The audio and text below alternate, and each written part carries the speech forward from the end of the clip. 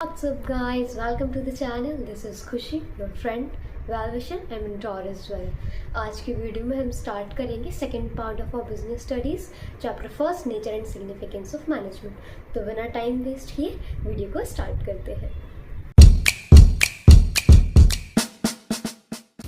तो जो next topic हमें पढ़ना था आज की वीडियो में वो हम स्टार्ट करेंगे नेचर ऑफ मैनेजमेंट कि आखिर मैनेजमेंट है क्या, मैनेजमेंट का नेचर क्या है। तो सबसे पहले यहाँ लिख रखा है management has elements of art, science and profession. Management के पास तीनों ही एलिमेंट्स है। मैनेजमेंट एक आर्ट भी है, मैनेजमेंट एक साइंस भी है और मैनेजमेंट एक प्रोफेशन भी है। आप समझते हैं कैसे? तो सबसे पहले इसको समझने के लिए हम पढ़ेंगे कि management is an art. Management एक आर्ट क्यों है? समझने के लिए कि मैनेजमेंट एक आर्ट क्यों है, सबसे पहले हमें ये समझना होगा कि आर्ट होता क्या है। क्योंकि हमें यही नहीं पता होगा कि आर्ट क्या होता है तो हम ये समझेंगे कैसे कि मैनेजमेंट एक आर्ट है या नहीं। तो आर्ट एक्चुअली होता क्या है, तो यहाँ लिख रखा है मैंने, art refers to the skilful and creative application of knowledge to achieve desired results. अब आर्ट क्या है? Art refers to skilful and creative application of knowledge. जो हमारे पास नॉलेज है उसको स्किलफुल तरीके से और क्रिएटिव तरीके से किसी काम के लिए यूज़ करना, यूनिक वे में यूज़ करना, अपने खुद के वे में यूज़ करना, क्या होता है? आर्ट होता है। ठीक है, अब देखते हैं कि मैनेजमेंट एक आर्ट है कि नहीं। तो इसमें फर्स्ट पॉइंट हमारा आएगा, it requires personal skills, creativity and judgement. अब मैनेजमेंट को भी क्या चाहिए होता है? पर्सनल स्किल्स चाहिए होती है, क्रिएटिविटी चाहिए होती है और जजमेंट चाहिए होती है। मैनेजमेंट किसी रिजिड प्रिंसिपल्स पर काम नहीं करता कि जो प्रिंसिपल बन गए हैं बस हम उन्हीं को यूज़ करेंगे। मैनेजमेंट में हर एक मैनेजर अपना यूनिक वे, अपना यूनिक स्टाइल और क्रिएटिविटी यूज़ करता है। मैनेजमेंट क्रिएटिविटी और स्किल मांगता है नॉलेज के साथ साथ। सेकेंड पॉइंट है हमारा, every manager uses their own style to solve problems. हर मैनेजर अपना एक अलग यूनिक स्टाइल यूज़ करता है प्रॉब्लम सॉल्विंग के लिए। हर मैनेजर का एक अलग स्टाइल हो सकता है कि किसी मैनेजर का टाइम पीरियड जो हो वो बहुत कम लगे, किसी प्रॉब्लम को सॉल्व कम टाइम में कर ले। कोई दूसरा मैनेजर हो सकता है टाइम टेकिंग हो उस प्रॉब्लम को सॉल्व करने के लिए। Every manager uses their own style to solve problems. हर एक मैनेजर प्रॉब्लम को सॉल्व करने के लिए अपना एक नया और यूनिक स्टाइल यूज़ करता है। थर्ड पॉइंट है, लाइक एन आर्टिस्ट, एक आर्टिस्ट की तरह a manager applies his knowledge in a unique way. एक आर्टिस्ट की तरह, जैसे कि एक आर्टिस्ट अपनी नॉलेज को एक यूनिक वे में अप्लाई करके एक आर्ट बनाता है, उसी तरीके से मैनेजर अपनी नॉलेज को एक यूनिक वे में यूज़ करके प्रॉब्लम सॉल्विंग करता है, ऑर्गेनाइजेशन के लिए काम करता है। ठीक है, तो इससे कंक्लूजन क्या निकल के आता है? देखो एक बार ओवरव्यू कर लेते हैं। Management as an art, art refers to skilful creative application of knowledge to achieve desired results. Art क्या होता है? एक क्रिएटिव एप्लीकेशन अपनी नॉलेज का अपने डिजायर्ड रिजल्ट्स को अचीव करने के लिए, तो वो क्या कहलाता है? आर्ट कहलाता है। अब मैनेजमेंट एक आर्ट क्यों है? क्योंकि it requires personal skills, creativity and judgement. जैसे आर्ट में पर्सनल स्किल्स, क्रिएटिविटी और जजमेंट चाहिए पड़ते हैं, वैसे ही मैनेजमेंट में भी पर्सनल स्किल्स, क्रिएटिविटी और जजमेंट की रिक्वायरमेंट होती है। Second point, every manager uses their own style to solve problems. जैसे कि एक आर्टिस्ट अपना एक अलग वे में, एक यूनिक वे में अपना एक स्टाइल होता है काम करने का, उसी तरह मैनेजमेंट में भी हर एक मैनेजर अपने अलग स्टाइल से काम करता है। Third point, like an artist a manager applies his own style in a unique way. तो क्या है? एक आर्टिस्ट की तरह एक मैनेजर भी अपनी नॉलेज को एक यूनिक वे में अप्लाई करता है प्रॉब्लम सॉल्विंग के लिए। तो देखो हम कंपैरिजन करते हैं। Art refers to the skilful and creative application. Art में क्या होता है? Skilful and creative application. क्या मैनेजमेंट में भी होता है? जी हाँ, बिल्कुल होता है। Skilful and creative application require होती है, किसमें? मैनेजमेंट में रिक्वायर होती है। सेकेंड क्या है? Own style. देखो आर्ट में भी अपनी एक ओन स्टाइल होती है डिजायर्ड रिजल्ट्स को अचीव करने के लिए, और मैनेजमेंट में है अपनी एक ओन स्टाइल यूज़ करना एक डिजायर्ड रिजल्ट्स को अचीव करने के लिए। तो ये पॉइंट भी सेम, ये पॉइंट भी same. Third, like an artist, यहाँ तो पहले ही लिखा है आर्ट की तरह एक manager applies his knowledge in unique way, यहाँ भी अपनी नॉलेज को एक आर्टिस्ट यूनिक वे में अप्लाई करता है और यहाँ भी वही हो रहा है। तो हम क्या बोल सकते हैं कि management is a personalised and creative process, hence it is an art. Management क्या है? एक पर्सनलाइज्ड मतलब अपने तरीके से काम करना, एक क्रिएटिव प्रोसेस मतलब अपनी क्रिएटिविटी को यूज करना, कोई रिजिड प्रिंसिपल्स नहीं है कि उठाया और लगा दिया, अपनी क्रिएटिविटी को यूज करते हैं हर प्रॉब्लम सॉल्विंग के लिए, hence it is an art. तो हम कह सकते हैं कि मैनेजमेंट एक प्योर आर्ट है। अब चलते हैं नेक्स्ट टॉपिक की तरफ। नेक्स्ट टॉपिक है हमारा कि मैनेजमेंट एक साइंस है कि नहीं, हमें ये देखना है, ठीक है।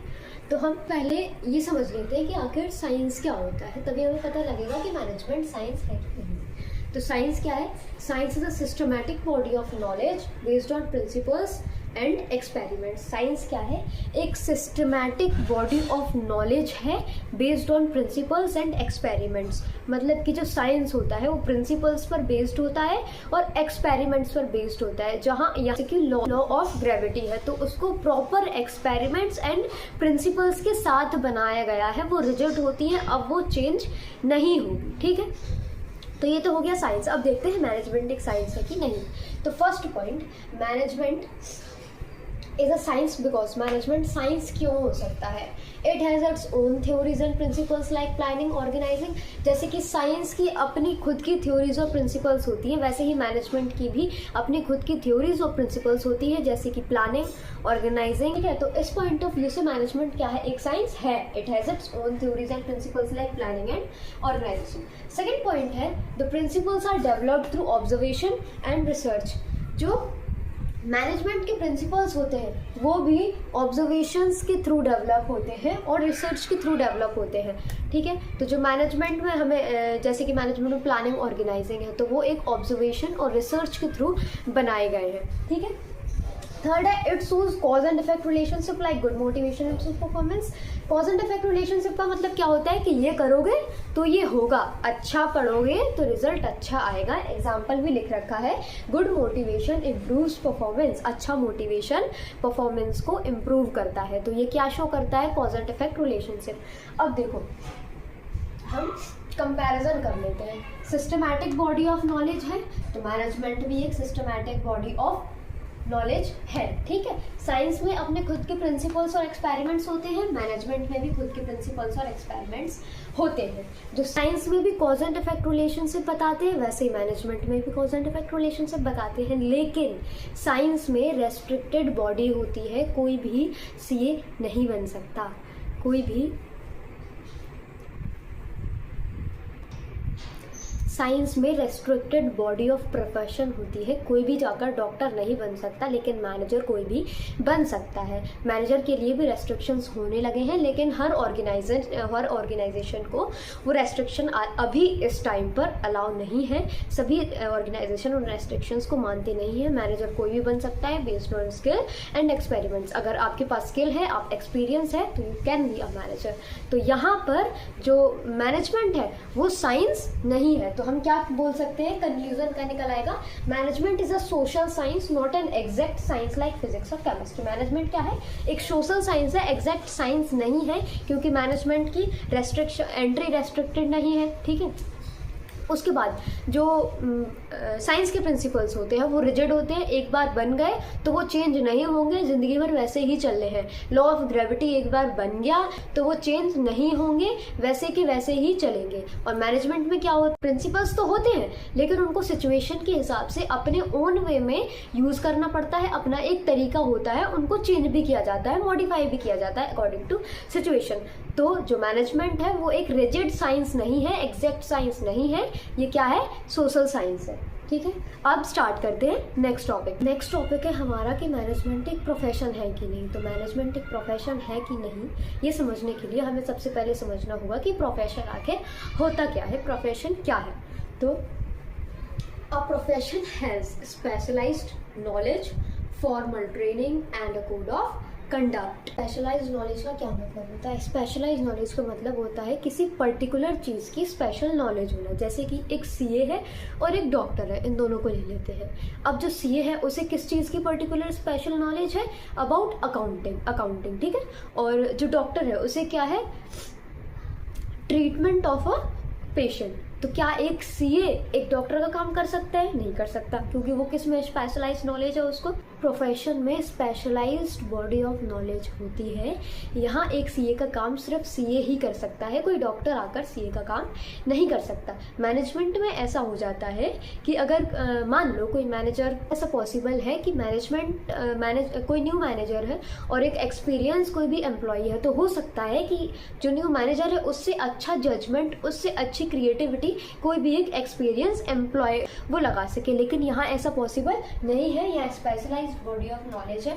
और कोड ऑफ कंडक्ट का क्या मतलब है? कोड ऑफ कंडक्ट मतलब रूल्स एंड रेगुलेशंस जिनको हमें फॉलो करना ही करना है, हम इन्हें छोड़ नहीं सकते। तो उसका क्या मतलब होता है? Code of conduct. ठीक है, अब पॉइंट्स पढ़ते हैं। Management is a profession because management एक प्रोफेशन क्यों है? It is a well design body of knowledge. इसके पास भी एक well design body of knowledge है। ठीक है। Second, management education is available in institutions. जैसे कि प्रोफेशनल एजुकेशन इंस्टीट्यूशंस में अवेलेबल है, वैसे ही अब मैनेजमेंट की एजुकेशन भी इंस्टीट्यूशंस में अवेलेबल है। ठीक है, लेकिन however it lacks a compulsory licensing system like law और मेडिसिन। लेकिन ये कंपल्सरी लाइसेंसिंग सिस्टम जो है उसको अवॉइड करता है। ज़रूरी नहीं है कि जो मैनेजर है वो डॉक्टर या किसी लॉयर की तरह पढ़ाई करके आया है। मतलब यहाँ रेस्ट्रिक्टेड एंट्री नहीं है, इन सिंपल वर्ड्स। ठीक है, तो कंक्लूजन क्या निकल के आता है कि management is not a full fledged profession but is moving towards a professionalism। एक फुल फ्लेज्ड प्रोफेशन नहीं है, लेकिन मूव कर रहा है प्रोफेशनलिज्म की तरफ। तो यहाँ हमारा नेचर ऑफ मैनेजमेंट टॉपिक खत्म होता है। एक और बात आप लोगों से बोलना चाह रही थी कि नेक्स्ट जब हम इन चैप्टर्स का रिवीजन करेंगे तो मैं कोशिश करूँगी कि मैं आपको प्रॉपर नोट्स अवेल कर पाऊँ। यहाँ पर मैं आपको एक्सप्लेन तो कर रही हूँ, चीज़ें समझा तो रही हूँ, लेकिन मैं प्रॉपर नोट्स आप लोगों को नहीं दे पा रही हूँ, जिसकी वजह से कुछ स्टूडेंट्स तो इसी वजह से वीडियो को स्किप करके चले जाते हैं कि यहाँ पे प्रॉपर नोट्स नहीं है। तो मे बी एक्सप्लेनेशन अच्छे से नहीं हो रही होगी, लेकिन एक्सप्लेन तो अच्छे से हो रहा है। और रही बात प्रॉपर नोट्स की पीपीटीज के साथ, तो मैं पूरी कोशिश करूँगी, लेकिन इसके लिए लगना चाहिए कि चैनल पर ग्रोथ हो रही है और मेरे जो स्टूडेंट्स हैं, जो सब्सक्राइबर्स हैं, वो वीडियो में इंटरेस्टिंग है, वीडियो में इंगेज्ड है, तो मुझे भी मज़ा आएगा। और जब नेक्स्ट हम रिवीजन करेंगे तो आई विल मेक श्योर कि हम प्रॉपर पीपीटी से प्रॉपर नोट्स के साथ स्क्रीन पर करें। लेकिन उसके लिए I am saying again, I need your love and support. तो आप लोग भी ध्यान रखना, मैं तो ध्यान रख ही रही हूँ आप लोगों के लिए। तो सकते हैं आज का सेशन यहीं तक रखेंगे, मिलते हैं नेक्स्ट वीडियो में। तब तक के लिए keep smiling, keep growing and keep glowing. Thank you for watching.